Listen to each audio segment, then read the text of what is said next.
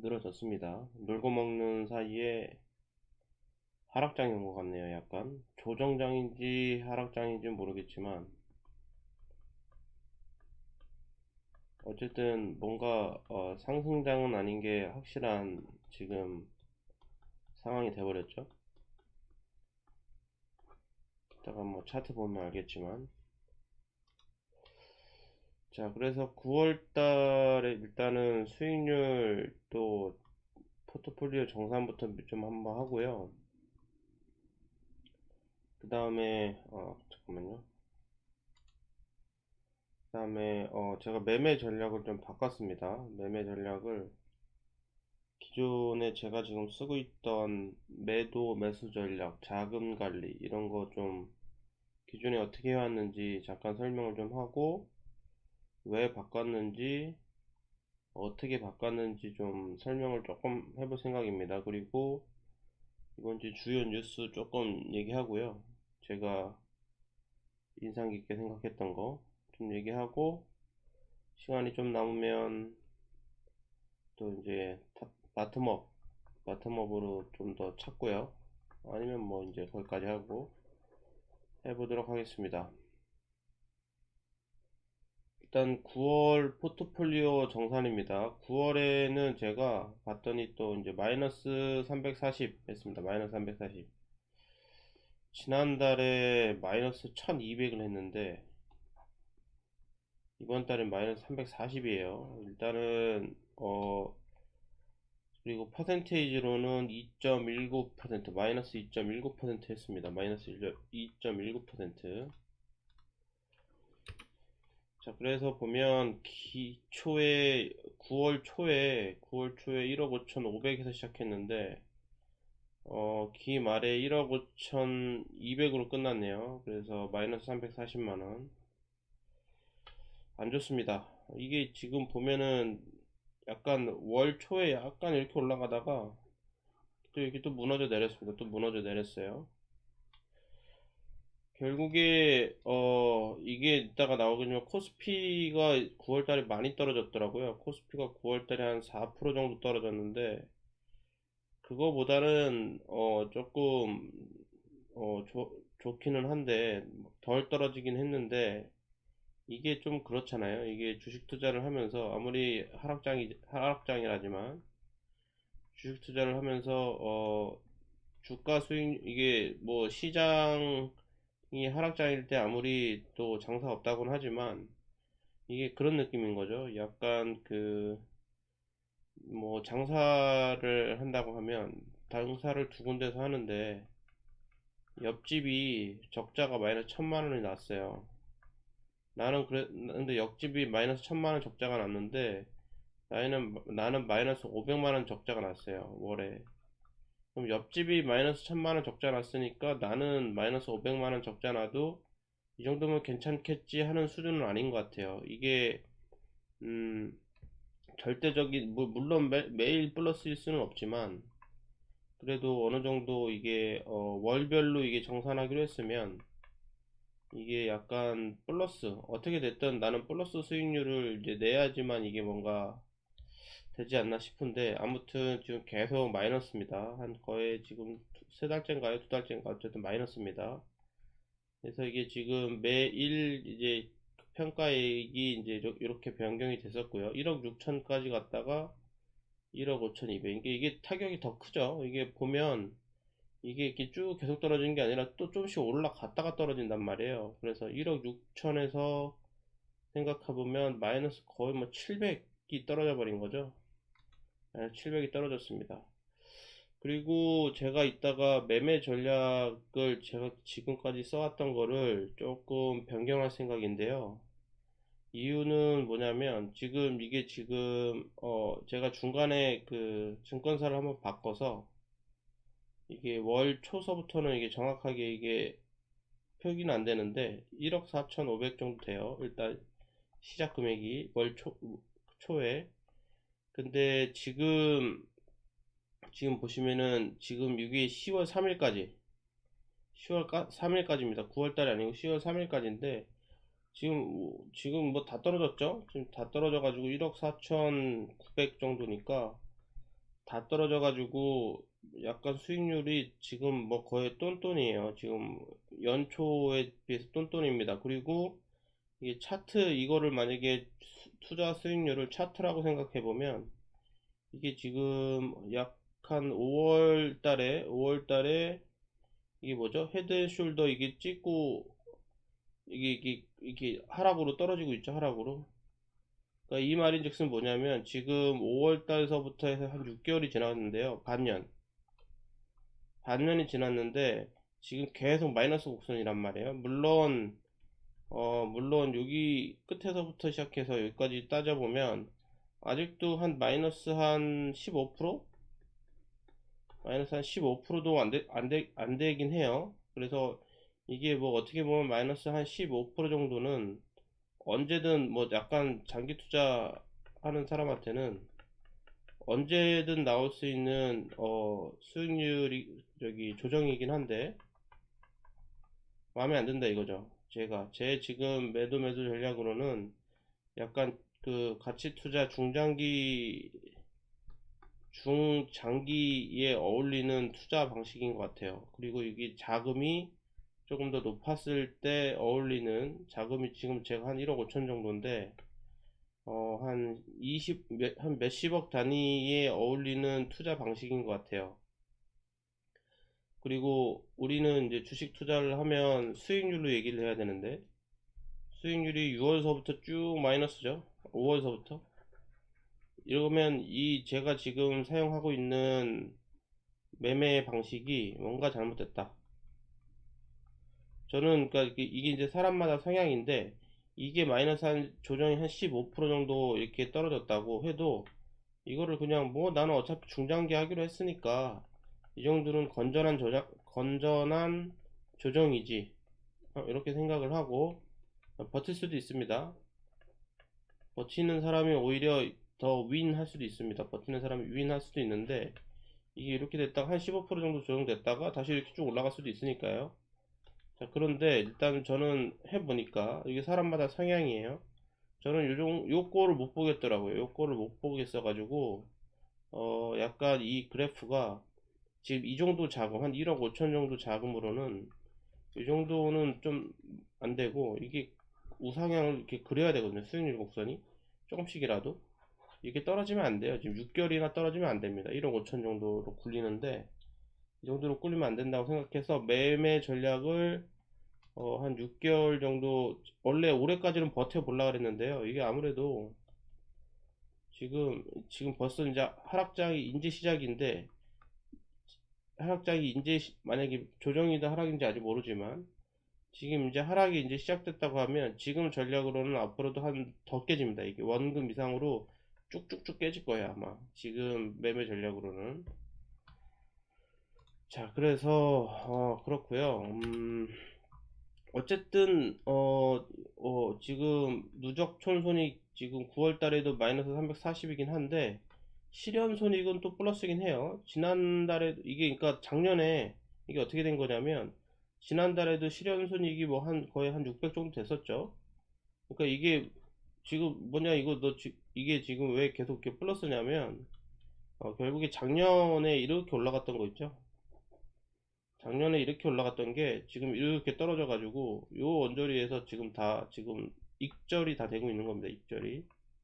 익절들이 지금 좀 매매 전략 제가 지금 이따가 설명을 할 건데 뭐 그 차트가 완전히 무너져 내렸거나 그죠? 아니면 고점이 아니라 최대 종가 대비 마이너스 30%를 찍었거나 이게 지금 마음이 아픈 거예요. 무슨 말이냐면 만약에 최대 최대 종가가 10,000원이면 저는 언제 파냐면 만약에 그 마이 7,000원까지 내려왔을 때 마이너스 30% 됐으니까 그러니까 이 30%를 그냥 버려버린다 이거예요. 버려버린다. 이 이익의 30% 이게 엄청난 그겁니다. 만약 이게 엄청난 그거예요. 거의 뭐 엄청난 돈을 그냥 거의 그냥 버려버리는 셈이랑 마찬가지예요. 그래서 지금 익절이 되긴 했는데 다 마음이 아픈 거죠. 굉장히 많은 돈들이 지금 플러스가 됐다가 눈앞에서 사라지고 있는 겁니다, 지금.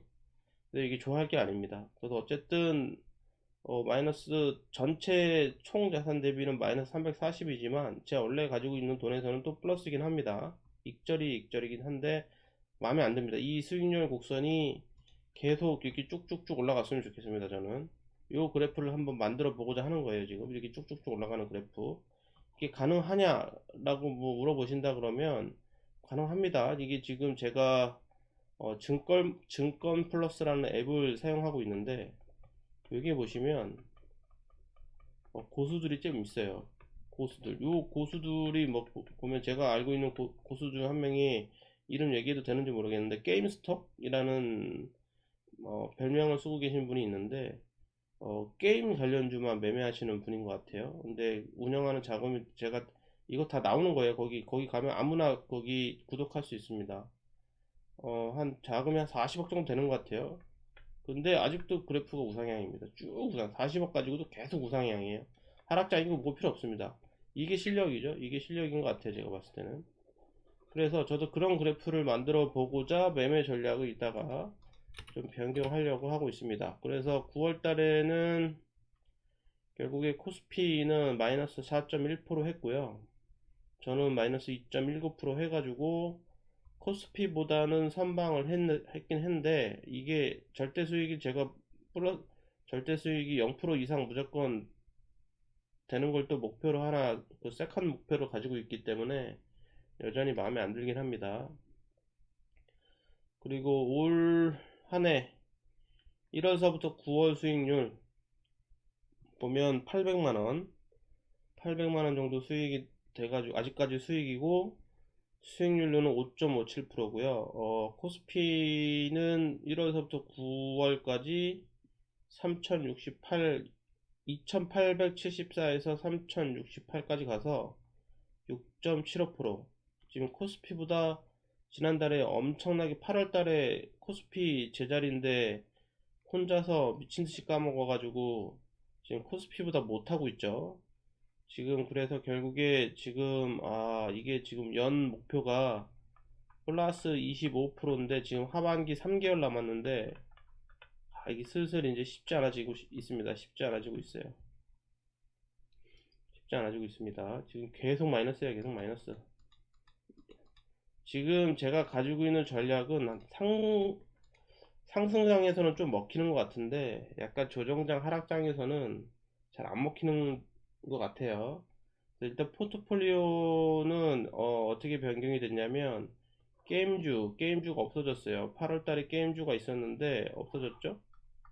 왜 없어졌냐면 손절 쳤습니다. 손절, 눈물의 손절을 또 쳤어요. 지금 제가 게임주를 작년서부터 해가지고 3개인가요? 3개인가 4개인가 지금 투자를 했는데 전부 다 손절입니다. 전부 다 손절. 익절이 아니에요. 전부 다 손절. 이 게임주 투자하는 것 때문에 지금 다 말아먹은 것 같아요. 이것만 안 했어도 지금 이렇게 마이너스는 안 됐을 것 같은데 게임 좋아한다고 해가지고 게임 정보들 좀 많이 안다고 생각해서 실제로도 좀 해보고 투자를 하는데 영 이게 안 되네요. 게임. 그래서 일단은 게임주 또 손절 쳐가지고 없어졌고요. 증권주 그대로 가지고 있고, 증권주 그대로 가지고 있고, 여기 가구 요것도 이제 이번에 약간 조정장이 오면서, 약간 익절인가요? 뭐, 거의 본전치기예요. 거의, 또, 익절, 손절 가격대가 와가지고 다 팔아버렸고요. 기계도 이게 손절 쳤고요. 손절 쳤습니다. 건설업은 오히려 조금 늘렸어요. 건설업은 오히려 좀 늘렸어요. 늘린 게 아니라 늘어난 건가요, 이거? 좀 올라가가지고 늘어났습니다. 좀 상승해가지고. 이게 약간 건설 중에 풍력 관련된 건설이거든요. 좀 늘어났고, 그래서 현금 비중은 다 나머지 팔고 많이 안 사가지고, 현금 비중은 오히려 41%에서 47%로 늘었습니다. 좀 약간 조정장이니까 맞는 것 같아요. 좀 현금 비중을 좀 많이 가지고 있는 게 맞는 것 같고요. 그 대신 뭘 샀냐면 태양광. 이따가 뭐 태양광 왜 샀는지 좀 얘기는 좀 할 것 같고요. 태양광하고 2차전지, 배터리, 소재 소재 중에 약간 밸류에이션이 조금 멀티플이 아직 좀 낮은 애가 하나 있더라고요. 그래서 그거 하나 좀 이렇게 했고요. 소재 전해액 관련인가요? 요거 관련된 거 샀습니다. 자, 그래서 지금은 한 4종목 가지고 있어요. 제가 4종목. 제가 지난번에 맥시멈 6종목 이거를 이상 가지 않겠다라고 했는데 점점 줄고 있습니다. 이게 제가 잘해서 준 게 아니라 못해서 다 팔아먹다 보니까 아직 살 놈을 못 찾아가지고 줄고 있는 겁니다. 자, 아무튼 그래서 이렇게 해서 9월달도 마이너스로 마무리를 했고요. 다음은 이제 지금 매수 매도 전략, 제가 지금까지 쓰고 있던 매수 매도 전략에 대해서 한번 소개를 해보고, 뭐 예전에도 좀 한번 이야기한 적은 있을 거지만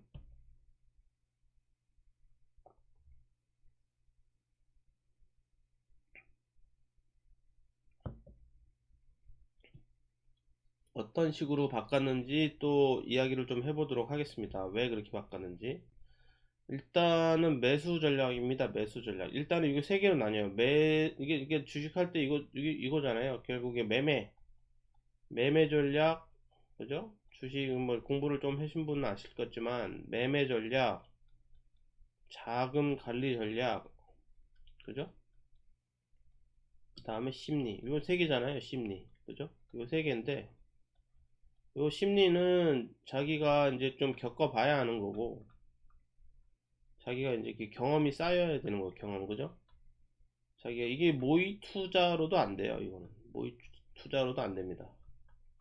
내 돈이 안 걸려 있으면 제대로 된 그 주식의 등락에 따른 심리 상태를 경험할 수가 없어요. 내 돈이 안 걸려 있으니까. 실제로 내 돈 걸고 파산도 한번 당해보고 해야 이게 이렇게 하면 안 되는구나, 무섭구나를 실전에서 이건 겪어야 돼서, 이건 뭐 어떻게 뭐 말씀드릴 게 없고, 심리 심리 그래서 심리 말고는 이제 매매 전략하고 자금 관리 전략이죠. 요 두 가지만 정하면 돼요. 이 두 가지도 안 정하고 하면 뭐 그냥 도박한다라고 해야 될까요? 뭐 그럴 수도 있고, 뭐 어쨌든 이 정도는 정해줘야 되지 않나 싶고요. 어쨌든 매수 전략입니다. 기존에는 어떻게 썼냐면 기본적 분석입니다. 기본적 분석. 일단은 뭐 제 방송을 조금씩 보신 분들은 아시겠지만 그거 다 보죠. 뭐 사업 보고서 보고 다 봐서 전년 혹은 전분기 대비 물론 여기 조건이 있어요. 다 여기 일단은 흑자 기업입니다. 흑자 기업. 적자 기업은 일단 다 제외를 하고요. 적자 기업은 일단 흑자 기업 중에 적자 기업은 아직도 그냥 다 제외를 시키고 있습니다. 흑자 기업 중에 전년 전분기 대비 이익 증가율이 플러스일 때, 그러니까 돈 더 많이 벌었을 때, 일단 요거. 그리고 또 하나 있었는데 멀티플 퍼가 15배 미만일 때, 미만인 기업 중에 이제 그 사는 거죠. 그래서 지금 과거에는 제가 요거 때문에 대부분 이런 걸 못 샀죠. 카카오, 네이버, 2차전지 관련주 전부 이런 걸 전부 다 못 샀어요. 전부 다 이것 때문에 못 샀는데 어쨌든 요 조건이 있었고요. 그 다음에 기술적 분석 차트 상에서 이제 매매 타이밍은 어떻게 잡았냐면 윌리엄 오닐의 캔슬링 기법 매수 타이밍을 사용했었습니다.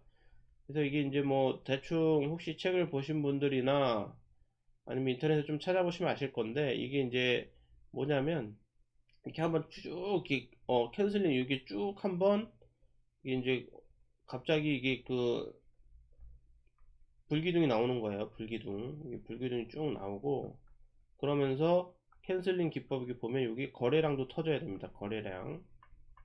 거래량도 터져야 되고, 그리고 이렇게 쭉 이렇게 올라갔을 때 이게 이제 그 왜 올라갔는지 좀 찾아보면, 왜 올라갔을까 찾아보면 이게 이익 관련 모멘텀이 있다. 그러니까 돈을 많이 벌어서 돈을 많이 벌어서 아니면 많이 벌 것 같아서이다 라서 이게 불기둥이 나온 거면 그건 이제 지켜보고 있는 거고요. 그럴 때 이렇게 약간 눌림목이 오죠. 이렇게 눌림목이 오고 다시 여기 요 전 고점을 돌파할 때, 요 전 고점을 돌파할 때, 돌파하는 요 시점을 매수 타이밍으로 잡고 사용했었습니다. 매수 타이밍. 물론 작년서부터 해가지고 이렇게 하긴 했었지만 뭐 언제 사도 작년에서는 다 상관없었죠, 사실. 언제 사도 사실 상관없어서 다 상승장이어가지고 그냥 대충 아무 때서나 샀어도 다 올라갔긴 했어요.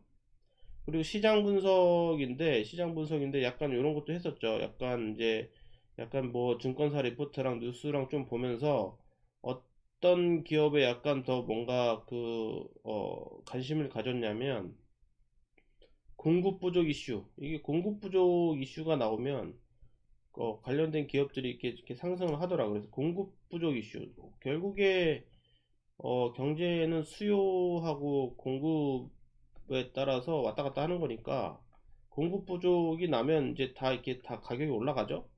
공급 부족이 나면 가격이 올라가고 가격이 올라가는 걸 팔아먹으면 돈을 많이 번다. 그죠? 그래서 공급 부족 이슈를 되게 중점적으로 좀 봤던 것 같고 시장 관련된 분석에선 그다음에 신규 제품이죠. 신규 제품. 그래서 신규 게임 요거 이제 발매했던 거 이런 것들, 그다음 공장 같은 경우는 증설해서 매출이 증가되는지 보고 투자. 그다음 분양 건설업 같은 경우는 분양 있잖아요. 그 분양 관련된 수가 얼마나 늘어나는지 그런 거 좀 보고 건설업도 제가 작년에 좀 투자했던 게 분양이 계속 늘어난다고 하니까 작년 내년까지 그래가지고 뭐 분양이 늘어나면 수주가 늘어나고 수주액이 늘어나면 이제 돈을 벌겠죠. 뭐 그렇게 해가지고 좀 이제 그러면서 멀티플 좀 낮고 이익은 계속 늘어나고 있으며 이렇게 해서 했었죠. 근데 이거 이렇게 해서 이렇게 매수 전략을 이렇게 가지고 있었고요. 그 다음에 이제 매도 전략이죠. 매도 전략은 어 기본적으로 어 전년 전분기 대비 이익 증가율이 다시 떨어졌을 때 플러스가 계속 유지될 거라고 생각해서 샀는데 떨어지면 심하게 많이 뭐 그냥 똔똔이면 좀 냅두고 심하게 많이 떨어지면 이렇게 팔았고 여기 기본적 분석상입니다. 기본적 분석상. 그래서 이게 떨어지면 그냥 팔아버렸고요.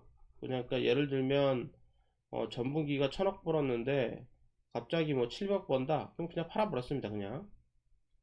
그리고 퍼도 아까 한 20배 한 25배 정도 이 정도 되면 이상 되면 이거 너무 비싸다 하고 그냥 팔아버렸어요. 너무 비싸다. 이거 이상 되면 좀 보다가 약간 이 정도까지 올라가 버리면 약간 보다가 이게 뭐 약간 조정이 오면 이거 비싸니까 팔아버리자. 근데 보통 요거에서 팔린 경우는 거의 없고요. 왜냐하면 어차피 멀티플이 되게 낮은 애들만 샀단 말이에요, 제가. 멀티플이 낮은 애들은 그냥 쭉 놨습니다. 올라가 봐야 많이 안 올라가요. 멀티플이 높은 애들이 더 많이 올라가더라고요. 보니까 그 카카오 네이버 2차전지 이런 거 멀티플 높다 하지만 계속 올라가죠. 자, 그랬고요. 그 다음에 이게 좀 제가 지금 생각했을 땐 제일 문제였던 것 같은데 손절 가격을 제가 약간 중장기 투자를 한다고 평균 구입가 대비 마이너스 30%가 되면 손절을 했단 말이에요. 마이너스 30%. 그래서 뭐 예를 들면 한 1억 제가 한 뭐 1억 한 5천 정도 뭐 이 자금으로 시작하니까 한 종목에 뭐 예를 들면 많이 들어가면 3천도 들어간단 말이에요. 3천. 한 다섯 종목으로 나누면 이게 3천 정도 되니까. 근데 여기서 한번 잘못해가지고 시작하자마자 떨어지는데 조건이 그러니까 예를 들면 뭐 다 좋다고 생각해서 들어갔어요. 이익 증가율 뭐 좋고 다 좋고 해서 나쁘지 않을 것 같다 해서 딱 들어갔는데 산 날서부터 떨어지는 거예요. 예를 들면 뭐 그런 종목도 있었어요. 산 날서부터 떨어지는데 어, 제 조건이 어떻게 돼요? 마이너스 30% 손절이잖아요. 그러면은 산 날서부터 떨어지면 마이너스 1000만 원 그냥 때려버리는 거예요. 한 종목 잘못 굴르면 마이너스 1000만원입니다.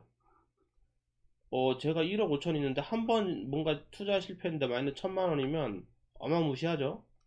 어마무시합니다. 한 방에 1000만원씩 마이너스 되면은 이거 한 세네 번만 실패하면 마이너스 3, 4천이면 뭐 거의 뭐 어마무시하죠. 그래서 이게 제가 봤을 때는 조금 실패 요인인 것 같고, 너무 이렇게 이거를 라인을 너무 이렇게 러프하게 잡은 것 같고요. 그 다음에 이것도 또 문제예요. 이것도 문제가, 일단 올라갈 때는 올라가는 놈들은 냅둬야 되는데, 일단은 약간 이득을 좀 취했어요. 일단은 구입가 대비 25% 상승하면 한 25% 매도하고, 또 한 25% 정도 더 올라가서 50% 정도 되면 25% 정도 또 매도해서 절반 가격만 남겨놨죠.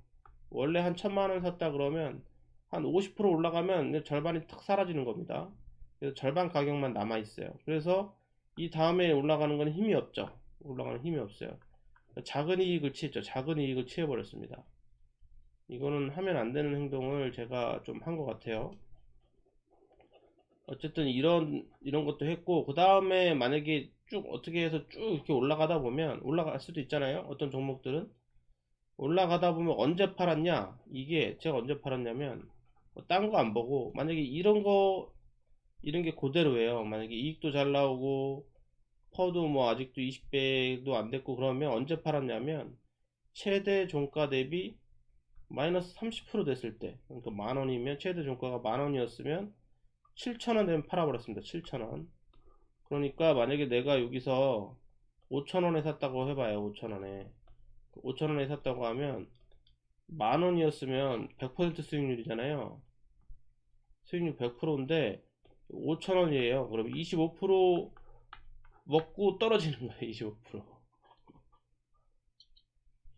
어마무시하죠. 75% 수익률이 날라가 버리는 겁니다. 75% 수익률이 날라가 버리는 겁니다.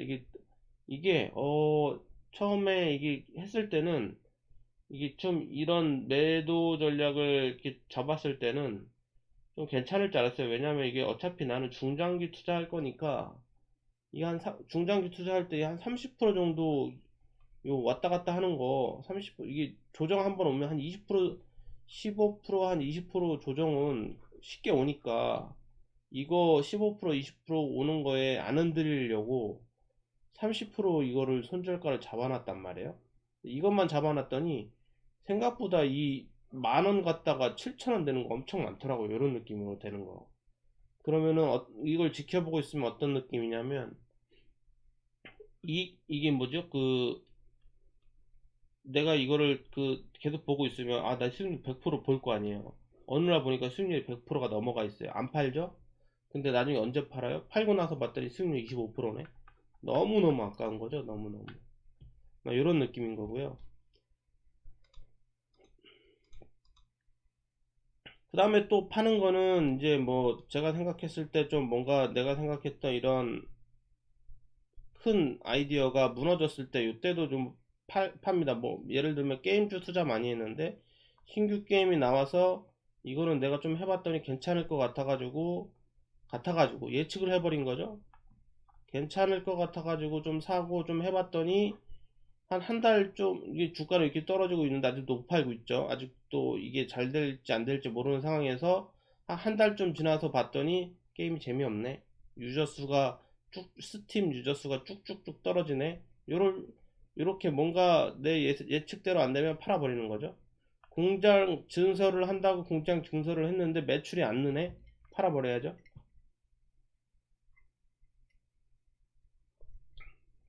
이런 느낌입니다.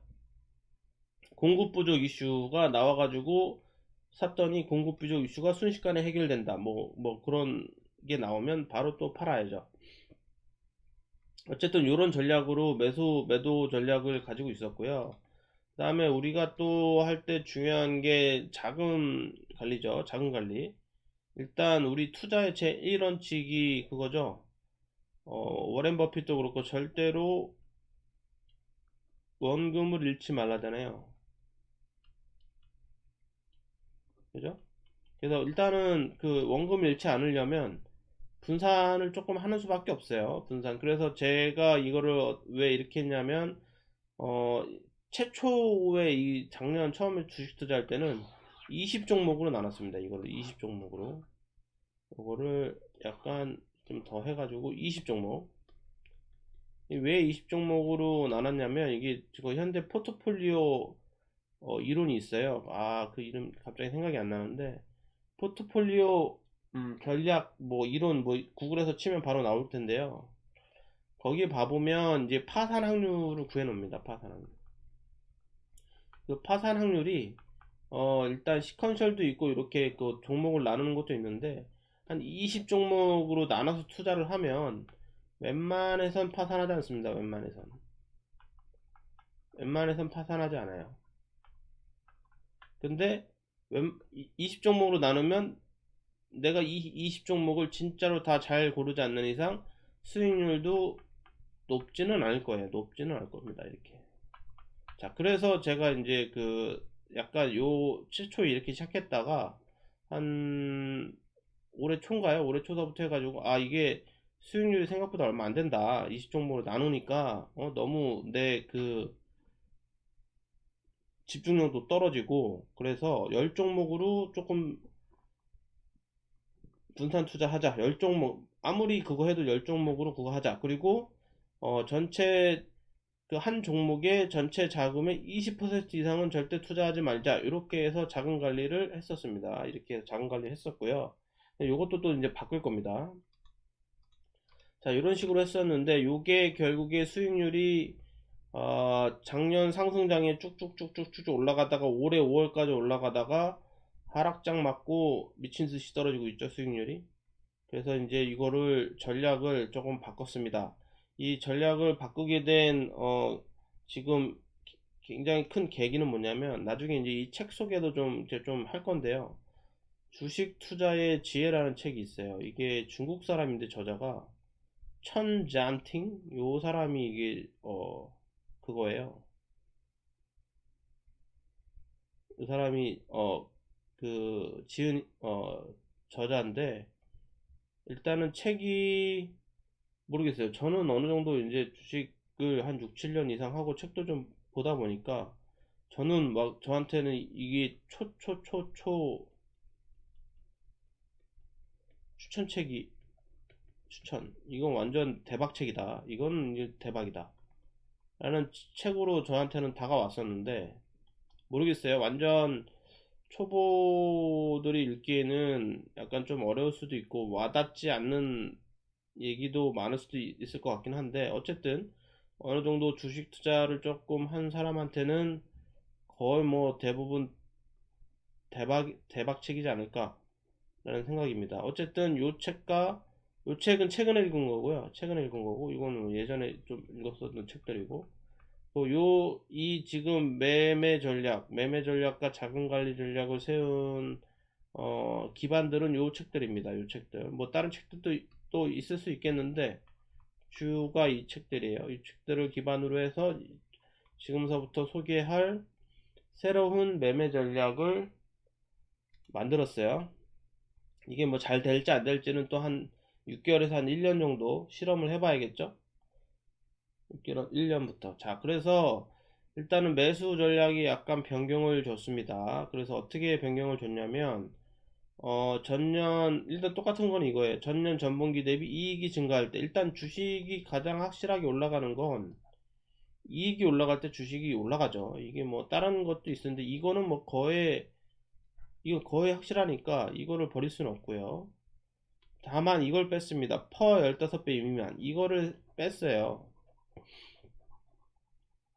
자, 이거를 뺀 이유는, 대충 보셔서 알겠지만, 카카오 네이버 비싸다고 하는데, 2차전지, 멀티플 뭐 50배, 100배 하잖아요. 비싸다고 하는데 계속 올라갑니다. 계속 올라가요. 이게 설명이 안 돼요. 그러면 예를 들면, 내가 퍼 멀티플 기준으로 20배 이상은 비싸다라고 생각을 했어요. 근데 이건 더 비싸잖아. 이건 그럼 설명이 안 되는 거예요, 설명이. 그러니까 보통은 이런 거 설명을 어떻게 하냐면, 이게 이제 설명을 어떻게 하냐면, 아날리스트, 이게 이제 그 투자 전문가들이라고 나오시는 분들은 어떻게 설명하냐면, 미래의 이익을 땡겨왔다. 그죠? 이게 지금은 비싸 보이지만 한 3년 뒤에 3년 뒤에 버는 돈으로 생각해 보면 3년 뒤에 벌 돈으로 생각해 보면 지금 멀티플 한 20 정도밖에 안 되는 거다. 3년 뒤 거로 생각해 보면 그러니까 괜찮다 이러는 거죠. 근데 3년 뒤를 누가 알아요? 아무도 모르죠. 3년 뒤를 누가 100% 맞출 수 있는 사람이 아무도 없잖아요. 그래서 이걸 똑같이 이렇게 생각할 수도 있어요. 이게 주식이란 게 결국에 주식의 가격은 어떻게 결정됩니까? 이게 매수자와 매도자가 서로 합의한 가격이잖아요. 합의한 가격. 이거는 뭐 개미 투자자일 수도 있고 기관이 될 수도 있고 누가 될 수도 있으니까 이거는 약간 심리가 들어간다 이거죠. 심리. 그래서 결국에 이 멀티플이라는 거는 사람에 따라서 싸다 안 싸다는 내 기준인 거고요. 이게 멀티플은 그냥 내 기준인 거고 내가 그냥 한계를 지어놓는 듯한 느낌인 거예요. 그래서 이거를 약간 없애보고자 뭐 일단 가치 투자를 계속 지향을 해왔어 가지고 마음속 이게 일단 없애보자라고 일단 생각을 이렇게 딱 했는데 얼마만큼 쉽게 딱 내 마음속에서 만약에 멀티플 30짜리를 살라고 마음 먹었으면 살 수 있을지는 좀 해봐야지 알겠지만 어쨌든 기준은 없애버렸습니다. 별로 의미가 없는 것 같아요. 이 멀티플이라는 거는 사실 별로 의미가 없는 것 같고 삭제를 해버렸습니다. 그리고 기술적 분석상에서는 막 이런 거 요게 임계점 매매 임계점 매매라고 해가지고 뭐 임계점이라는 건 약간 이런 거예요. 약간 뭐 이렇게 박스권에 있다가 주가가 이렇게 슉 올라갔어요. 그러면은 여기가 저항선, 여기가 지지선이잖아요. 그죠? 이거 뭐 차트 분석할 때 이런 거 얘기 나오죠?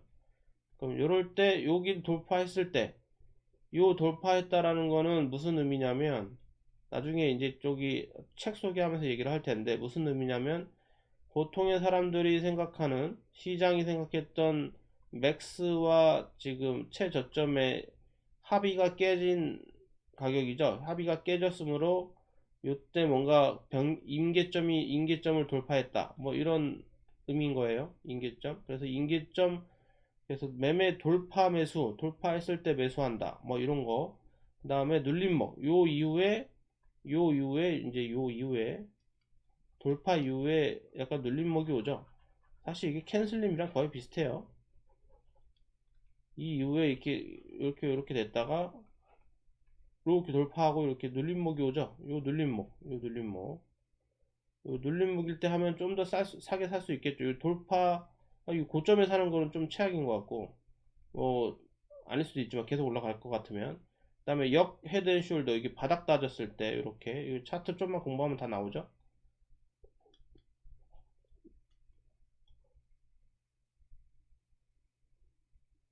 이렇게 맞나요? 잠깐 다시 이렇게 해서 이렇게 해서 이렇게 해서 그죠?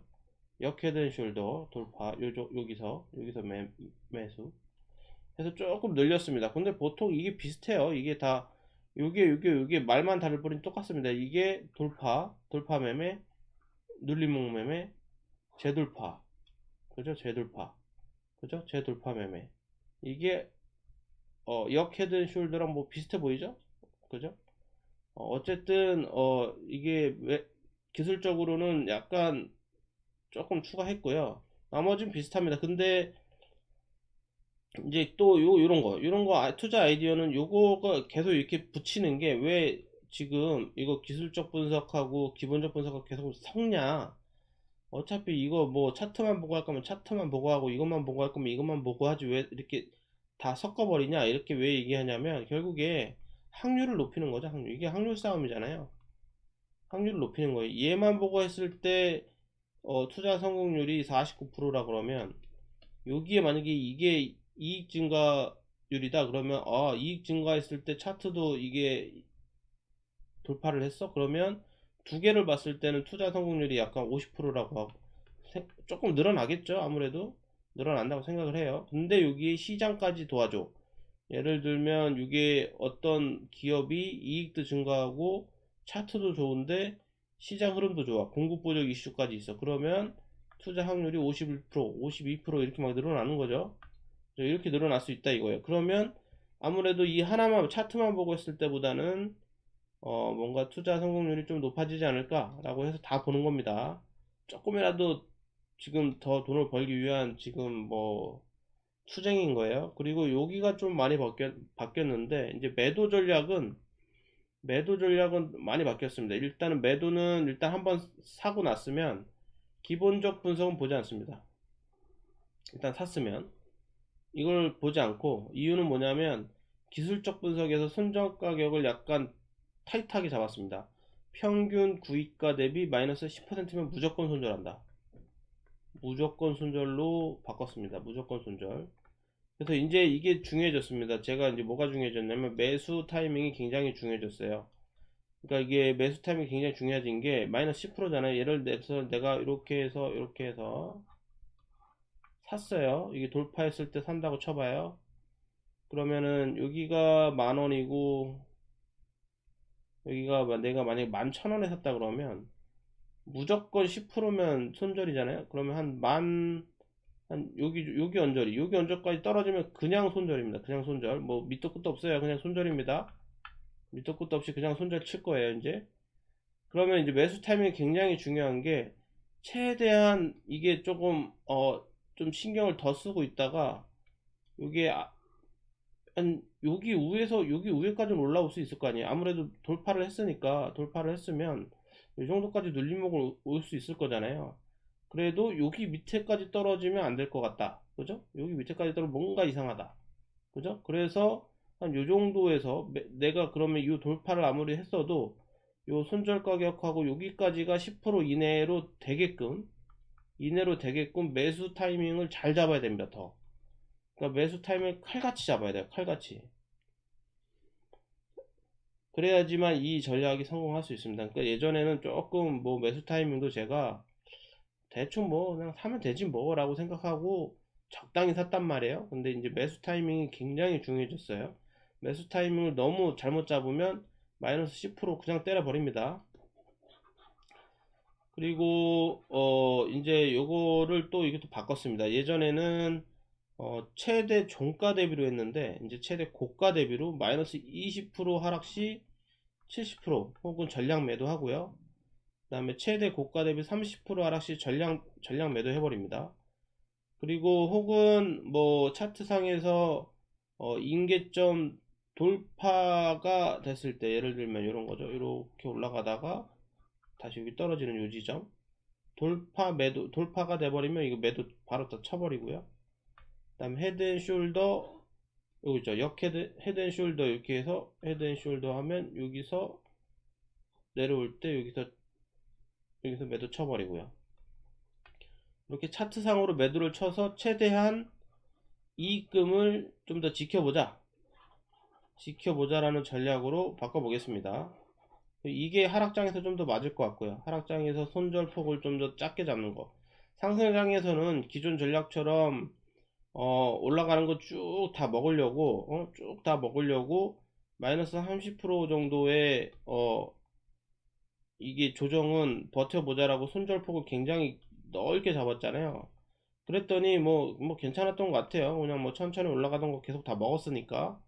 근데 문제는 하락장이 왔을 때 이게 너무 그 이익을 반납하는 양이 너무 많아서 속이 너무 쓰리니까, 그것 좀 대비하고자 이제 요거는 종가 대비 말고 고가 대비 20% 정도, 요것도 한 20% 정도도 사실 조정장도 마이너스 20%까지 됐으면 이게 조정장도 아니고, 이것도 어떤 주식이 마이너스 20%가 고가 대비 떨어진 거면 이것도 약간 문제가 있는 주식이에요.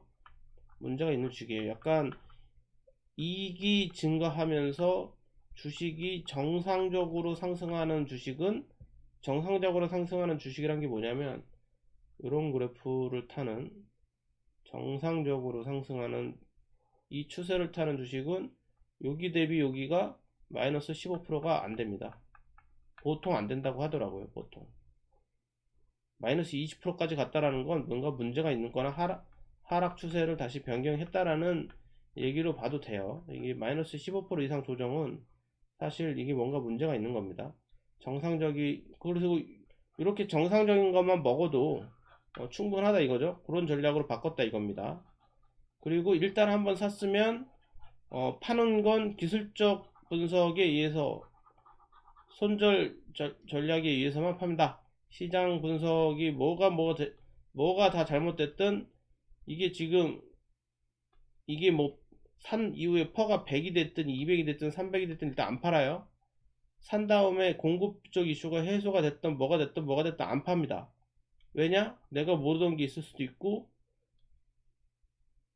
퍼가 100, 200, 300 내가 퍼가 20 이상이면 비싸다고 생각했지만 주식은 모르겠고 계속 올라요. 이거 계속 먹어야 될 거 아니야 이거, 그죠? 이거 내가 여기가 퍼 20이었고 여기가 퍼 100이에요 예를 들면 나는 여기서 근데 여기서부터 시작했단 말이야. 여기서 해서 이렇게 올라요. 퍼 20이다 비싸다 팔자. 근데 이렇게 올라요. 여기서부터 5배 올라. 이게 뭐 하는 짓이에요, 그죠? 일단은 사고 났으면 주가가 떨어지기 전에는 요거 하기 전에는 팔지 말자, 그런 전략입니다. 자, 그 다음에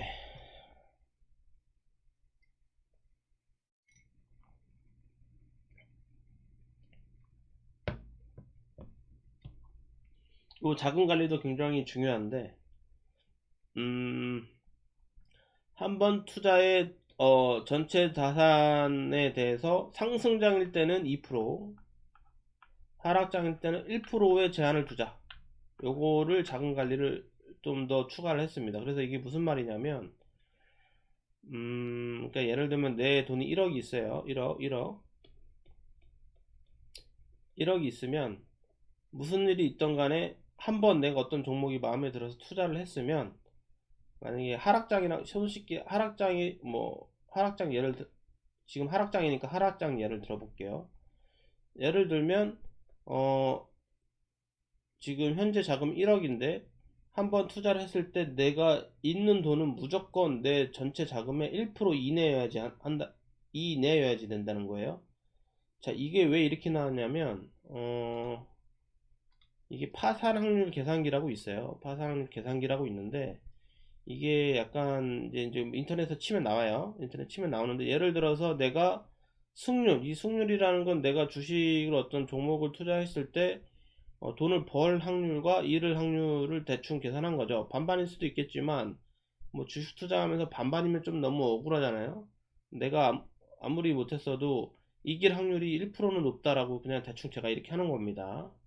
그리고 보통 이게 이제 그 이길 때보다 보통 이게 이제 이길 때 좀 많이 먹고 이럴 때는 좀 적게 잃고 해가지고 보통 이익 대비 손실 비율이 1.5배 정도는 된다. 이 정도로 대충 한 거예요. 이 정도는 된다. 그죠? 그 다음에 아까 그 말했던 그 제가 말했던 여기가 아까 그거예요. 내 전체 자산의 손실의 2% 1% 이거죠. 이게 요겁니다. 만약에 내가 거래당 위험이 2% 그러니까 내 전체 자산의 2%가 이룰 수 있다. 그리고 여기 최대 드로다운은 내가 지금 만약에 1억이 있는데 이 승률과 이 평균 이익 손실과 어, 거래량 위험으로 내가 만약에 최대 드로다운 내가 만약에 이거를 파산의 기준은 다 다르겠지만 파산의 기준이 내가 1억이 8천이 되면 파산이다. 뭐 좀 너무 센 거 같긴 하지만 나는 마이너스 20%내 원금이 마이너스 20% 되는 걸 못 견뎌. 난 이걸 견딜 수가 없어. 나는 이 정도 되면 이거는 마이너스 2천 정도 되면 이거는 나는 그냥 포기할 거야. 뭐 이 정도 느낌이면 보통 근데 마이너스 한 50% 정도로 잡는 사람도 있는데 이 마이너스 50%도 사실 실제로 다가오면 눈앞이 깜깜해집니다. 제가 7년, 8년, 이제는 한 8, 9년 전인가요? 8년 전에 처음 주식 투자를 했을 때 마이너스 40% 맞고 지지쳤습니다. 6개월 만에 지지쳤죠? 마이너스 40%. 1억으로 시작했거든요. 1억으로 8, 9년 전에 1억으로 시작해서, 6천만 원 정도 남기고 지지쳤습니다. 파산. 그때도 이런 개념은 있었어요. 어느 정도가 나를 파산으로 생각할 거냐 했는데 한 5천 정도 생각했거든요. 반토막 나면 파산으로 생각하고 그만하겠다라고 생각했는데, 이게 반토막 나기 전에 한 6천 정도, 한 마이너스 4천 정도 잃었을 때 더 못하겠더라고요. 그때 일단 파산해가지고 그때 그만뒀고요. 어쨌든 최대 드로다운은 20%라고 생각합니다. 이게 이렇게 했을 때 이렇게 요걸로 파산 확률을 계산했을 때 파산될 확률이 얼마나 되냐? 0이 될 확률이 얼마나 되냐? 1.7%. 1.7%고요. 피크 투 밸리 드로우다운이면은 마이너스 20%, 그러니까 피크 대비 마이너스 20% 찍을 확률이 얼마나 되냐? 11%.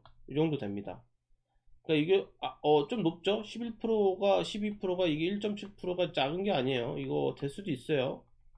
될 수도 있습니다. 이게 만약에 승률이 더 높아서 내가 60, 평균 이익 손실이 뭐 예를 들어서 3, 이럴 때보다 벌 때가 3배 정도 이상 이렇게 높으면 거래당 위험 한 2% 정도 해도 되긴 하는데, 만약에 이게 50일 1.5 정도면 조금 야갑니다. 이거 더 키워야 돼. 승률을 더 높여야 되고 벌 때 확실히 더 많이 벌어야 됩니다. 그래야지 거래당 위험을 한 2% 정도 할 수 있고요. 좀 낮고요. 그래서 상승장에서 좀 쓰거나, 혹은 내가 경험이 더 많이 쌓여가지고 내가 투자하는 거는 거의 뭐 10개 중에 6개는 성공한다, 이 정도 느낌으로 내가 좀 전문가가 됐을 때는 이 정도 배팅해도 되는 거고요. 근데 만약에 내가 그저 자신 없다 그러면 거래당 왜냐면 1% 정도로 이렇게 낮춰버리면 파산 확률이 어떻게 돼요? 0.02%. 파산 안 한다는 얘기예요. 확률적으로 내가 만약에 찍는 거 중에 51%, 100개 중에 51개 성공한다 그러면 파산할 수 없다 이거예요 지금.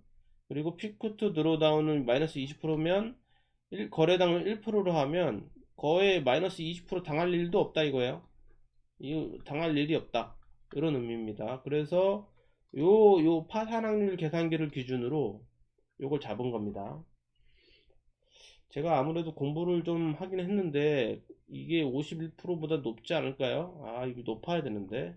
아무튼 그래서 내 자신을 한번 믿어보고, 그리고 아무래도 하락장보다는 상승장에서는 대충 찍으면 확률이 높기 때문에 상승장에서는 제가 2% 잡고요. 그러니까 제 기준으로 예를 들면 저 한 1억 5천 있잖아요. 1억 5천 정도 있으니까 1억 5천 정도 있으니까 하락장 생각해보자. 하락장 한 종목당 한 번 배팅에 150만원 이상 이러면 안 되는 거예요. 150만원. 그죠? 헷갈린다. 1억, 제가 1억 5천이라고 하니까 설명하기 좀 헷갈리니까요. 1억 있다고 해볼게요. 제가 1억 있다고 해볼게요. 1억 있다고 해보고, 이게 무슨 말이냐면, 한 종목당 내가 투자를 했을 때 1%, 그러니까 이거 얼마에 100만원, 그죠? 100만원 이상, 이러면 안 되는 거예요. 100만 이상. 이거 가능한가요? 가능하죠. 어떻게 하면, 이게 손절 가격을 정해놓으면 됩니다. 그리고 이걸 손절 가격을 정하고, 무조건 지키면 나는 한 종목에 100만원 이상 절대 잃지 않고요. 그죠? 무슨 일이 있어도 잃지 않아요. 그죠? 내가 이걸 지키면, 가격을 정하고 무조건 지킨다면, 이게 굉장히 어려운 얘기긴 해요. 저도 이거를 지금 주식 투자 한 8년, 9년 되나요? 한 7, 8년인가? 하여튼 거의 이제 조금 있으면 10년 돼가고 있는데, 이제서야 손절이 좀 처지고 이제 손절이 조금 처지고 하긴 합니다. 이거 초보한테 이거 어려워요. 이거 손절 가격을 정하고 그 가격이었을 땐 뒤도 안 돌아보고 매도 치는 거 어렵습니다. 그렇지만 이거를 지켜야 돼요. 이게 제일 중요한 겁니다. 어쨌든 그래서 이거를 지키면 돼요. 무조건 1% 이내로 지킬 수 있습니다. 예를 들면 내가 현재 자금 1억이라고 하면 어떤 종목이 마음에 들어서 내가 매수가 만 원이라고 해봐요. 만 원에. 만 원이고, 그러면 나 이거 어떻게 하면 지킬 수 있습니까? 손절가를 10%, 아까 10%라고 했죠? 10%? 무조건 손절가 10%라고 아까 제가 매도 전략을 10% 손절가 잡아놨잖아요. 그러면 9,000원에 무조건 팝니다. 만 원에 샀는데 9,000원이 되면 무조건 팝니다. 무조건. 그랬을 때 10% 손실 봤을 때 100만원 이 내려면 제가 이거 얼마 사면 됩니까? 얼마 사면 돼요? 1000만원. 맥스 1000만원까지 사면 됩니다. 그죠? 맥스 1000만원까지 살 수 있어요, 제가. 그러면 어떤 한 종목이 맥스 1000만원까지 사면 무슨 일이 있어도 내가 이것만 지킨다면, 손절을 지킨다면 1% 이상 잃지를 않아요. 다른 말로 1% 이상 잃지 않는다는 말은 무슨 말이에요? 파산하지 않는다. 웬만해선 파산하지 않는다예요. 웬만해선. 그죠? 확률적으로는 파산하지 않는다. 이런 말입니다. 그죠? 네. 그래서 제가 지금은 상승장에서는 약간 확률이 높을 거니까 2%.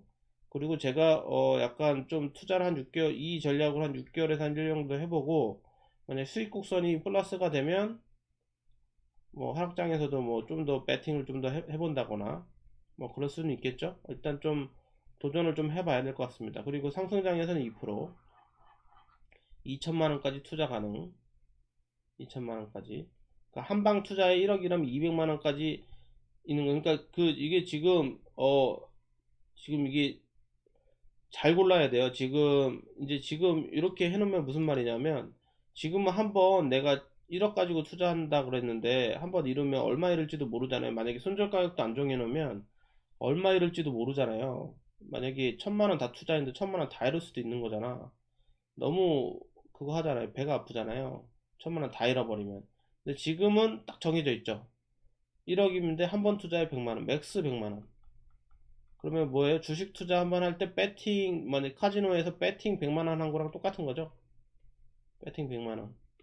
세다.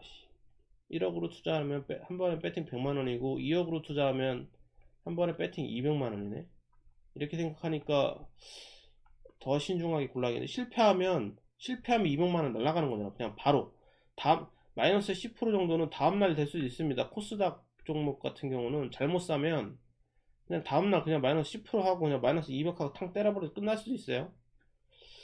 자, 아무튼 이렇게 생각하니까 진짜 더 잘 골라야겠네. 매수 타이밍이 점점 더 중요해질 것 같아요. 아무튼 이 전략으로 가보겠습니다.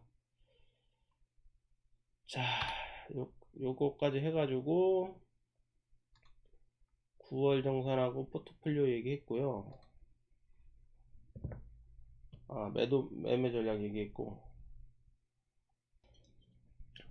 그리고 이제 조만간 지금 제가 자금 관리랑 매매 전략 세운 거 약간 책 기반으로 해가지고 좀 자세하게 한번 설명을 한번 해볼 생각입니다. 이게 약간 시스템 트레이딩이랑 이런 거랑 또 약간 연관이 돼 있거든요. 이거를 뭐 약간 확률적 뭐 기반으로 해가지고 하는 뭐 이런 게 연관이 돼 있어서 이 정도는 알아야지 돈을 버는 거예요. 제가 생각했을 때 그렇습니다. 이 정도 이상으로 이 정도 알아도 돈을 못 벌어요. 왜냐면 저 돈 못 벌잖아요. 제가 알고 있거든요. 알고 있어도 지금 저 모레 거의 뭐 다 까먹었어요. 이 정도 알아도 돈 벌기 쉽지 않아요. 알아도 못 버는 거예요. 알아도 아직 뭔가 부족하다 이거죠. 뭔가 부족합니다. 아직도 부족합니다. 그래서 좀 더 노력을 해봐야 될 것 같고요. 아무튼 그런 얘기는 거기까지 하고, 이번 주 주요 뉴스를 한번 또 얘기를 해보도록 하겠습니다. 그래서 이번 주 제가 한동안 한 달 정도 못했는데 그 사이에 많은 일이 있었는데 좀 제껴두고요. 이번 주에만 있었던 일 일단 얘기해 볼게요. 그래서 이번 주에 피크아웃 논란이긴 하지만 옥석 가리기 본격화 해가지고 이제 4분기죠. 하반기에는 어떤 종목들이 좀 이익이 증가를 할 거냐, 그겁니다. 그래서 지금 뭐 이게 뭐 다 맞을지 안 맞을지는 모르겠지만 FN 가이드에서 나온 거네요. 그래서 봤더니 대한항공 37.8% 올라간다고 하고, 그 다음에 SK 올라가고 동국제강. 자, 그 보면 대한항공 앞에서부터 하나씩 봐보면 대한항공 얘기 딱 나오면 리오프닝 얘기 나오죠. 리오프닝 얘기 나오면서 뭐 요런 거 뉴스가 있었죠.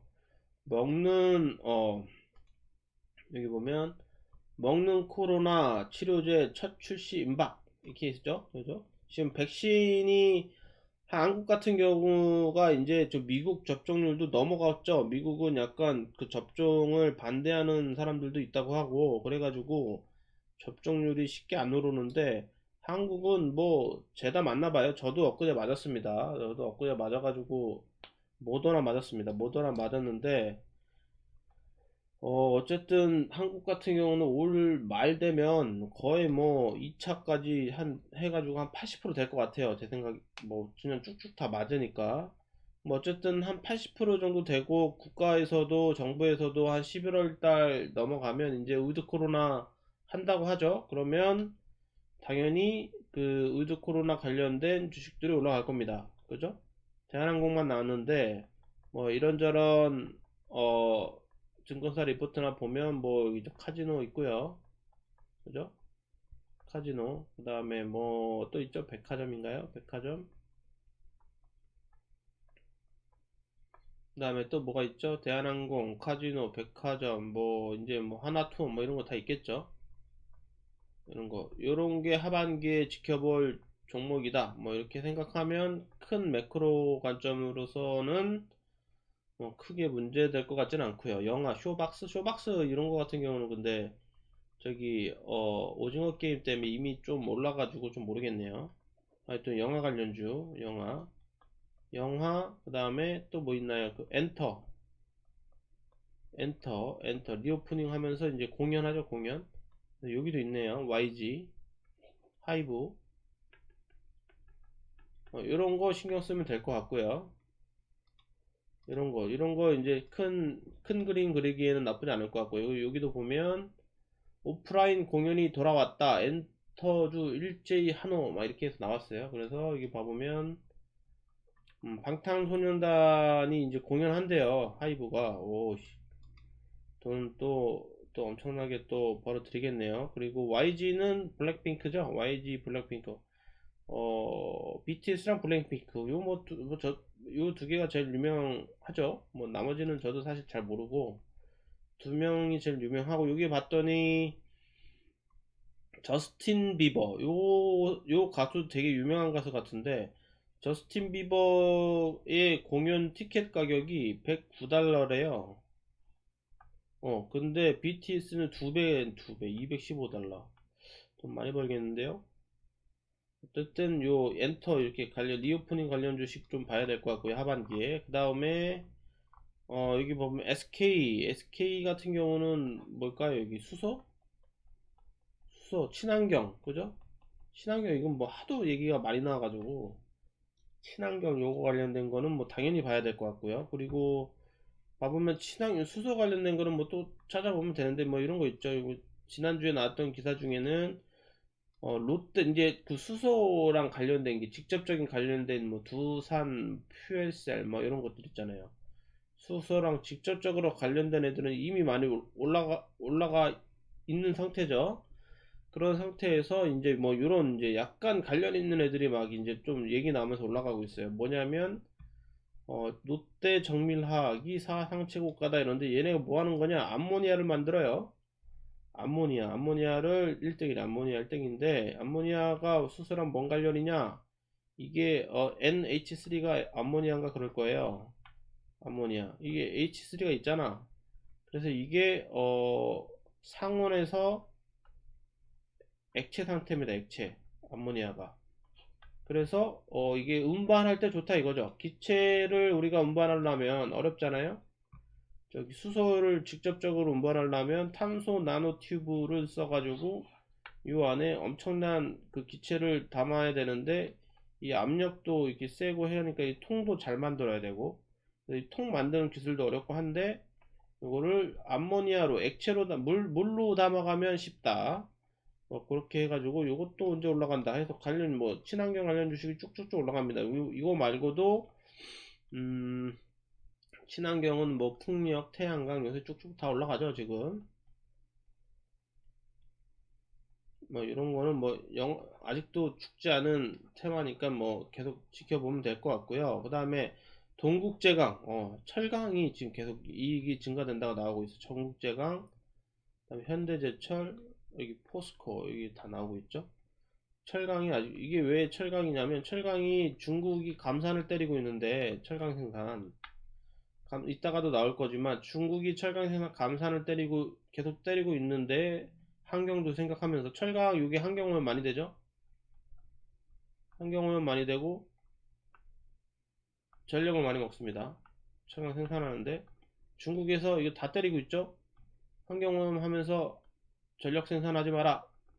그래서 지금 중국 전력난도 있어가지고 철강은 지금 한동안도 쭉 잘 갈 것 같아요. 이따가 얘기할 거예요.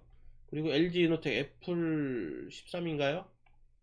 아이폰 13? 요거 관련일 것 같고, 이춘 머틀에서 2차전지 아직 죽지 않았고, 그 다음에 페노션은 이게 이제 그 이따가도 또 나오는데 그게 해운 운임 주식가 계속 올라가고 있어요. 이게 페노션 뿐만이 아니라 뭐 딴 데 아직 HMM 이런 데도 아직 그 매크로 큰 그림은 죽지 않았는데 지금 주가는 조금씩 지금 조정받고 있긴 한데요.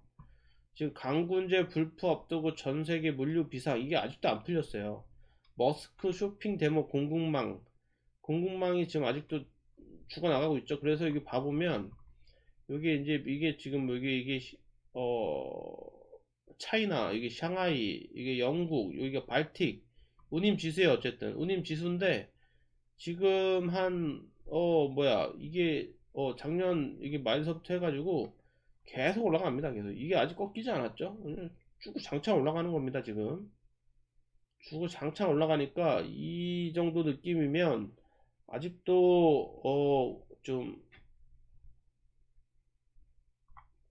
전송 해양 그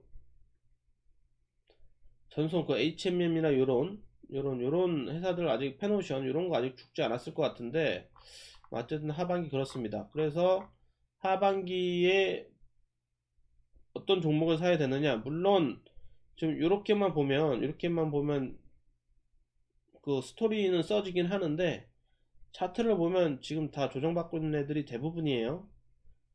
철강도 조정받고 있고 저기 페노션도 조정받고 있고 HMM도 조정받고 있고 다 조정받고 있습니다. 웬만한 애들은 다 보면 다 조정받고 있으니까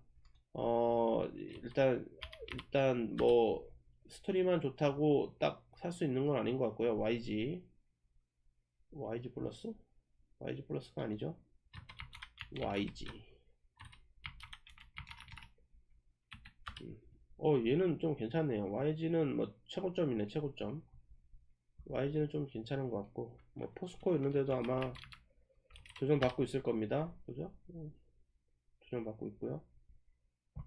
최고점 대비 다 조정받고 있습니다. 어쨌든 이런 기사가 있었고요. 자, 그 다음에 중국 전력난에 대한 얘기입니다. 중국 전력난. 이게 석탄마저 바닥났다 해가지고 중국 전력난에 중국에서 신호등도 꺼지고 막 난리가 났다고 하죠. 그래가지고 봤더니 중국에서 이제 화력 발전의 의존도가 굉장히 높다고 합니다. 지금 봤더니 68%이 정도로 높은 줄 몰랐어요. 화력 발전 저는 중국의 친환경 얘기 많이 나와가지고 수력이 되게 높은 줄 알고 있었거든요. 수력이 거의 한 3, 40% 이상 되는 줄 알고 있었거든요. 어디서 봤을 때. 근데 수력이 생각보다 많이 안 되고 석탄 발전이 아직도 거의 대부분이더라고요. 68%. 근데 지금 이게 근데 나머지 요 친환경 나머지가 수력, 풍력, 원자력, 태양열 나머지도 좀 30%나 되긴 하네요. 거의 세긴 하다. 아무튼 화력 발전이 이렇게 되는데 석탄이 부족해가지고 전력 공급이 무너졌다. 그러면서 그 전력난이 생겼다. 뭐 이런 얘기예요. 근데 이게 약간 조금 여기 보면 조금 말이 안 될 수도 있는 게 잠깐만요. 조금 말이 안 될 수도 있는 게 여기 봐보면 지금 총 필요한 석탄 중국에서요. 필요한 석탄이 42억 톤. 여기 42억 톤인데요. 중국에서 자체적으로 생산을 얼마큼 하느냐? 39억 톤을 생산을 한대요. 그래서 요게 지금 나오면서 이 지금 전력난이 나오면서 가장 많이 이유라고 얘기했던 게 지금 중국이 호주랑 좀 사이가 안 좋아가지고 호주에서 수입하던 석탄을 전면 수입 금지를 했어요. 수입 금지. 이게 뭐 파이브 아이즈인가 뭐 이렇게 하면서 이게 다 미국 편이잖아요. 미국 편, 호주. 미국 편이니까 야, 미국 편 거 안 사, 막 이러면서 전면 수입 금지를 했단 말이에요. 그러면서 석탄 공급이 딸려가지고 전력난이 났다라는 얘기인데, 근데 이게 봐보면 총 수입량 42억 톤 필요한데 39억 톤은 자체 생산하고요. 나머지 수입량이 3.4억 톤인데 이 중에 인도네시아에서 1.4억 톤, 그 다음에 호주에서 0.8억 톤이에요. 호주에서 이 정도 1억 톤 정도 안 되는 정도로 수입하고 있다가 이거를 지금 안 하는 것 뿐이에요. 그리고 마음만 먹으면 얘네 이거 더 생산할 수 있어요. 마음만 먹으면 더 생산할 수 있고, 마음만 먹으면 딴 데서 더 이거 인도네시아에서 이거 할 수 있습니다. 더 뭐 수입을 할 수도 있을 것 같아요. 어쨌든 0.8억 톤 정도는 어떻게든 뭐 진짜 전력이 너무너무 부족하면 맞출 수 있는 수준일 것 같고요. 그래서 요게 주요 이유다. 호주에서 공급이 안 되는 게 주요 이유다라고 얘기하는데, 사실 저도 사실 조금 애매하고요. 이런 얘기도 있더라고요. 그 얘기 말고 사실 이게 전력의 끊어진 이유가 뭐냐면 중국 각 성마다 탄소 배출량의 그 약간 그 목표치가 있대요. 그래서 이 탄소 배출량을 이게 못 맞추면, 만약에 더 많이 탄소를 배출해 버리면 정부에서 전력을 끊어버린대요. 송전량을 줄여버린다. 그죠? 이런 게 있대요. 그래서 이런 애들이 지금 중국에서 그거 했죠. ESG 하면서 지금 탄소 배출 좀 줄여라. 우리 올림픽도 해야 되고 해야 되는데 좀 줄여라 하고 있는데 못 맞춘 거죠. 못 맞춘 겁니다. 지금 못 맞춘 거. 못 맞춰가지고 일시적으로 지금 전력을 지금 제동을 걸었다. 정부에서. 무서운 애들이죠. 이게 진짜면. 중국 정부에서 야 니네 못 맞췄어? 끊어버려 라고 제동을 건 상태인 거죠. 뭐가 사실인지는 정확하게 모르겠으나 이것만 보면 사실 0.8억 톤 얼마나 된다고, 이게 이것 때문에 지금 그거 될 것 같지는 않고, 왜냐면 이게 재고가 있잖아요. 재고가 아직도 몇천 톤 이렇게 있어요. 아직도. 이게 지금 잠시만요.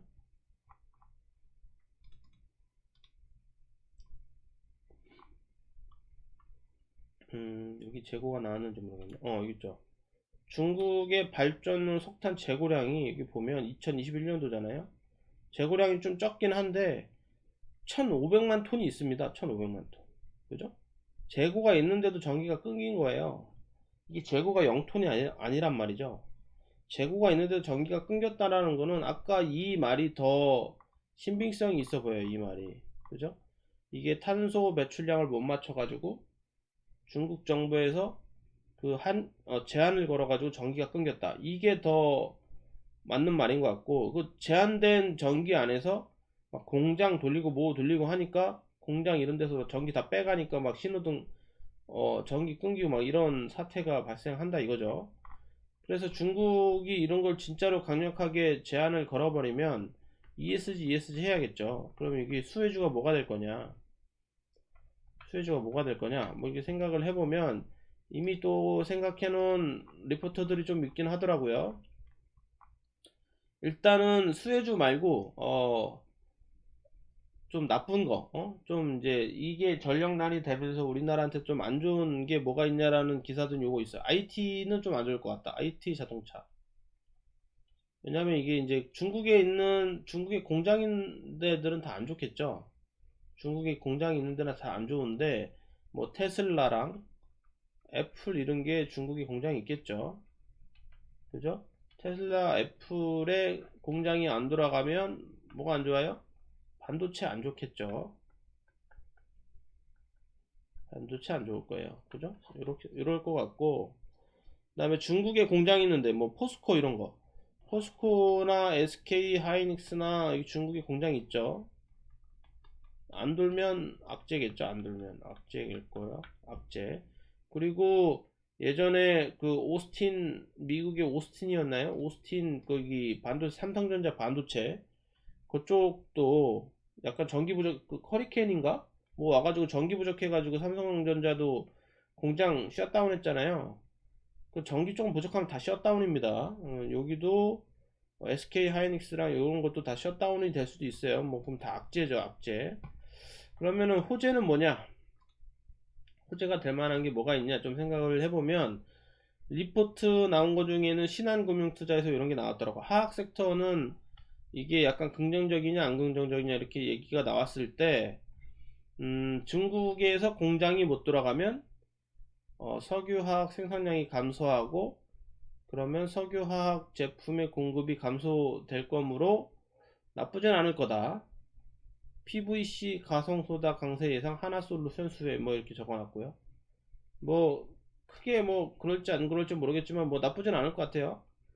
중국의 공장 가동률이 떨어지면 비슷한 섹터가 있는 우리나라는 좋겠죠.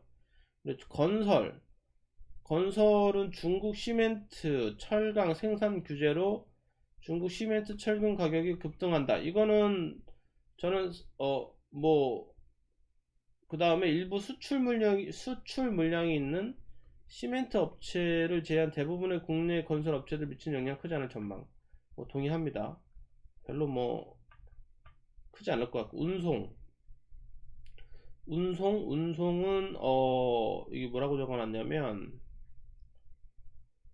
중국이 석탄이 부족하므로 벌크선이 더 많이 필요해서 운임이 더 올라갈 거다. 그래서 벌크선을 가지고 있는 운임이 쭉쭉쭉 올라갈 거고 벌크선을 가지고 있는 해운사들이 더 좋을 거다. 뭐 이런 느낌인데 그럴까요? 아까 0.8억 톤 이 정도예요. 이거 뭐 호주에서 안 가져오면 딴 데서 가져가겠지 뭐. 어차피 호주에서 왔다 갔다 하던 배 있을 거 아니에요. 그럼 딴 데로 가겠지.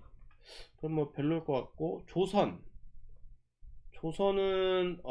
석탄이 부족해서 석탄이 부족한지 사실 잘 모르겠어요. 아까 그 재고량도 엄청나게 많았는데 어쨌든 석탄이 부족해서 LNG 가격이 올라갈 거다. 그러므로 LNG 가격 상승으로 향후 LNG 운반선이 발주가 증가될 거며 LNG 운반선 1등은 어디예요? 한국이죠? 그러므로 조선이 수혜주가 될 거다. 아, 이것도 좀 잘 모르겠다. 이것도 잘 모르겠고요. 뭐 될 수도 있을 것 같고 전력 부족 사태와 경기 회복에 따른 전력 소요 증가로 전력 기계에 대한 투자 확대 전망. 그런가요? 잘 모르겠다. 철강. 이게 저는 제일 조금 여기 중에서는 철강이 제일 괜찮아 보여요. 왜냐면 철강이 제일 그거 하거든요. 중국이 제일 세거든요. 그죠? 근데 공장이 안 돌아요. 지금. 그 다음에 규제도 있어요. 환경 규제. 그래서 마음대로 못 들려요. 그러면 철강 가격은 계속 올라갈 거예요. 한국도 철강 세죠? 철강가 계속 올라가면 한국 기업의 수혜다. 말이 될 것 같아요. 그리고 아까 이게 탄소 배출에 의한 그거면 탄소 배출에 의해서 그 전력을 인위적으로 한계를 둬서 전기가 끊어진 거면 공장 또 맘대로 못 돌리죠. 이거 석탄 공장 이거 맘대로 못 돌리고 석탄으로 불 때 가지고 제철 이거 못하죠. 못해요. 그러면 철강가 계속 올라가겠죠. 그래서 제가 봤을 때는 요게 제일 철강 쪽이 제일 수혜이지 않을까 생각이 들고 또 하나 다른데 여기 봐보면 이런 얘기도 있더라고요. 봐보면 중국이 중국한테 우리 밀린 애들 있잖아요. 중국한테 밀린 애들. 그래서 여기도 있죠. 포스코 현대제철 여기 써놨고 이건 좀 조금 애매하고 석탄 수입량을 늘린다. 이건 제가 봤을 땐 좀 애매한 것 같고 솜 배정망을 확충한다. 이게 인위적으로 끄는 거면 굳이 확충할까요? 그래서 이것도 좀 애매한 것 같고요. 요거는 좀 말이 되는 것 같아요. 중국의 공장이 좀 덜 돌아가면 중국 때문에 망한 애들 있잖아요. 대표적이 있죠. 대표적 중국 대비 망한 애들. 아까 요거는 좀 별로 거라고 해요. 중국 대비 망한 애들이 아까 보면 LCD, 그죠? LCD, LG 디스플레이, 삼성 디스플레이 망했잖아요. 혹시나 수혜? LCD 공장이 덜 돌면 수혜죠. 가격 올라가면. 철강, 아까 이거 수혜자라고 했고, 조선은 약간 삼각형, 여기는 괜찮은 것 같고, 태양광? 폴리실리콘 OCI 중국 대 망했는데 좀 덜 돌면 OCI? 지금 폴리실리콘 가격이 올라가고 있다고 합니다. 그래서 요 정도가 제가 생각했을 때 중국 전력난의 수혜가 되지 않을까라고 매크로 분석을 한번 해봅니다. 뭐 이것만으로 이것만으로 주식을 사면 안 된다라는 건 다들 이제 좀 아시죠? 제 방송 보시는 분들은 이렇게 하면 안 될 것 같고, 하여튼 이런 정도 수혜가 있을 것 같고요. 자, 그 다음에 마지막으로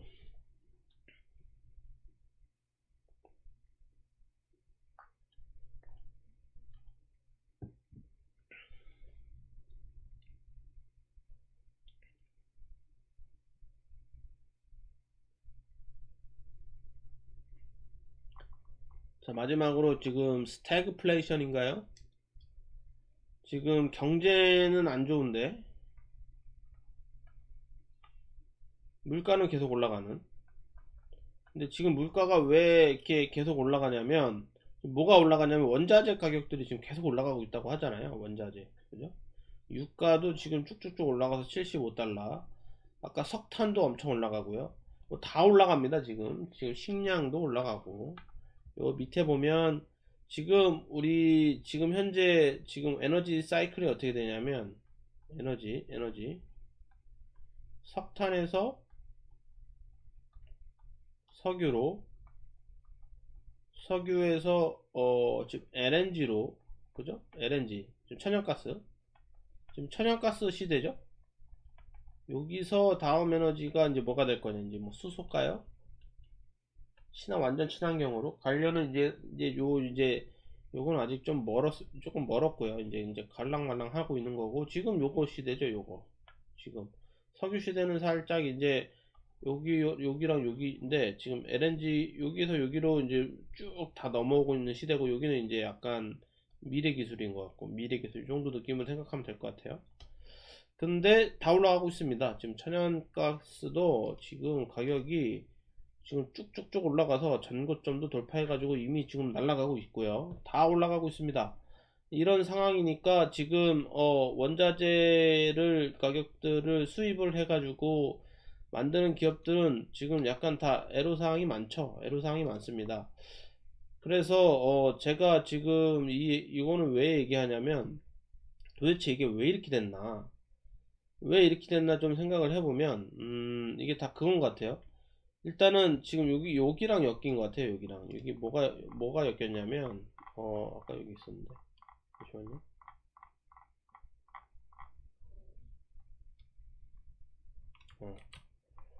자, 여기서부터 다 지금 엮인 것 같아요. 지금 일단은 이거 제 개인적인 생각인 건데, 지금 일단 지금 물류가 안 되잖아요. 물류 지금, 그죠? 공급망이 무너졌어요. 지금 제가 봤을 때는 생산이 안 되는 게 아니고, 생산은 오케이요. 생산은 되는데, 각국에서 생산은 아무리 코로나라고는 하지만 생산은 오케이인데, 이게 무너졌습니다. 그러니까 이게 지금 사람으로 따지면 혈관이 막힌 거죠. 혈관이 막혔습니다. 혈관이 지금 막혀가지고 미국하고 유럽, 이게 아시아 왔다 갔다 이게 잘 해야 되는데, 빵빵빵빵 왔다 갔다 해야 되는데, 이 막혔죠. 이게 지금 막혔어요. 막힌 이유는 일단 뭐 코로나 사태도 있고, 지금 모르겠어요. 지금 제가 생각했을 때는 뭐 코로나 1차 코로나가 일단 제일 클 것 같고, 지금 또 1번 코로나, 2번은 옛날에 에버그린, 그죠? 에버그린 배가 이게 지금 수에즈운하인가요? 여기 막힌 거 있어요. 수에즈운하. 요거 때문에 조금 지금 엄청나게 그거 여파가 이때 지금 공급 배 지금 공급 여파가 좀 꽤 큰 것 같아요. 수혜주나 사고, 수혜주나 사고가 이렇게 있습니다. 지금 작년 21년도네요. 3월달 얼마 한 반년 됐어요. 반년 됐는데 한 이렇게 수혜주나를 막아버렸죠, 얘가. 이게 한 2주 정도 막은 것밖에 안 되긴 하는데요. 2주 정도밖에 안 맞긴 했는데 이것 때문에 지금 그러니까 약간 이런 느낌인 거죠. 2주 정도 막혔다고는 하지만 만약에 사람 혈관 여기 하나가 막혀가지고 2주 동안 저 정체야. 그러면은 여기서 쌓여있던 범육 현상들이 지금 여기 배가 한 100척 쌓여 있었다고 하면 동시에 또 출발할 거 아니야. 풀리는 순간. 그럼 여기 항구가 있을 거잖아. 항구에서 이 수용 능력이 원래는 뭐 10척이었어요. 10척. 순차적으로 짠짠짠짠 오면은 10척까지 이렇게 해서 또 짠짠짠짠 가는데 한 번에 100척이 와봐야 이게 처리가 안 되는 거 처리가. 그죠? 그러면 계속 또 이게 뭐 쌓이고 해가지고 다 망가지는 거죠. 어쨌든 이게 한 반년 된 얘기인데 아직도 지금 영향을 미치는 것 같고 제 생각에는. 그 다음에 3번은 친환경 난리잖아요. 지금 ESG. 그래서 배도 뭐 하고 있습니까? 배도 지금 탄소 배출을 줄이고자 지금 부단한 노력을 하고 있죠. 그래서 제일 쉬운 게 뭐예요? 뭐라고 하냐면 지금 이거 왔다 갔다 할 때 속도를 줄이는 거랍니다. 속도. 뭐가 다 안 되면 일단 방법이 있죠. 배가 탄소 배출을 줄이려면 친환경 배로 가던가, 그죠? 듀얼 엔진을 가진 뭐 LNG 그 엔진을 가진 친환경 배로 가던가 새로 만들던가죠. 그러니까 아니면 탄소 수집 CCD인가요? 하여튼 탄소 수집 장치를 설치를 하던가. 세 번째, 느리게 가던가. 느리게 가면 탄소 배출이 조금 제한에 조금 덜 걸린대요. 그러면 심지어 이게 지금 빨리빨리 왔다 갔다 해도 지금 될까 말까인데 이게 지금 요거 하는 배 이거 이렇게 되는 이거 아주 오래 걸릴 거 아니에요. 배 한번 만들면 3년 이상 걸리니까 지금 좀 조선의 수주량이 지금 쭉쭉쭉 올라가고 있죠. 조선 내년서부터 좋다고 하던데 내년 내후년 뭐 이렇게 쭉 좋을 거라고 하던데 아무튼 이게 속도가 느려요. 속도 이게 친환경 요놈 때문에 속도가 느려. 당연히 이게 지금 이게 안 되죠. 이게 왔다 갔다가 안 되지. 이게 지금 왔다 갔다가 안 되니까 당연히 인플레이션이 올 수밖에 없다라고 생각을 해요. 그래서 이 개인적인 생각인 건데 그냥 이게 생산 이슈가 아니라 공급망 이슈다. 그러면 이거를 해결을 하려면 결국에 무슨 짓을 해도 뭐 잘 안 될 것 같고 결국에 뭐가 있어야 될 것 같아? 배가 있어야 될 것 같거든요, 저는. 그래서 기승전 배입니다, 저는 일단. 기승전 배. 조선이네. 그래서 지금 이 지금 물가가 쭉쭉쭉 뛰고 공급 쇼크 뭐 어쩌고 이게 하는 게 결국에 배 때문이다.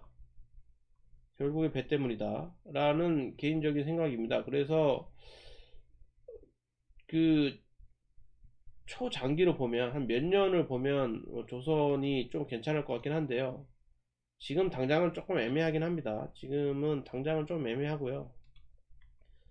지금 당장은 다 떨어지고 있긴 해요. 쭉쭉쭉쭉. 차트를 좀 보면 지금 들어가기 좀 무섭죠. 이렇게 떨어지고 있기 때문에. 차트를 보면 좀 무섭긴 한데 어쨌든 스토리를 써보면 조선은 다 나쁘진 않은 것 같아요.